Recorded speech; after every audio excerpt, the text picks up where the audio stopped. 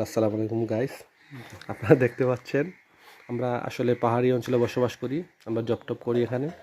এখানে আমাদের খাওয়া দাওয়ার কিছু ফর্মালিটি আছে, কিন্তু এখানে আমাদের যেখানে প্লেনের মতো সব কিছু এখানে পাওয়া যায় না।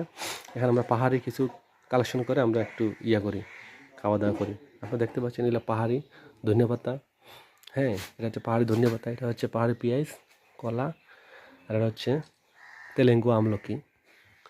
হ্যাঁ, এটা হচ্ছে বড়ই, এটা পাহাড়ি একটা চায়না বড়ই। হ্যাঁ, এটা হচ্ছে পাহাড়ি দেশি বড়ই, এটা হচ্ছে পাহাড়ি তেলেঙ্গু বড়ই। হ্যাঁ, তারপর এটা হচ্ছে লোকাল মানে গাছের ভ্যারাইটিস বড়ই।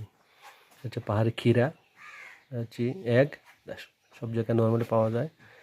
এটা হচ্ছে পাহাড়ি মরিচ ঝাল, এটা আমাদের দেশীয় ঝাল, এত ধনিয়া পাতা জানেনি। এটা হচ্ছে পাহাড়ি গাছের বেল, আদা, টমেটো, আর এদের পাহাড়ি তৈরি সরিষার তেল, পাহাড়ি আলু, দিস পটেটো।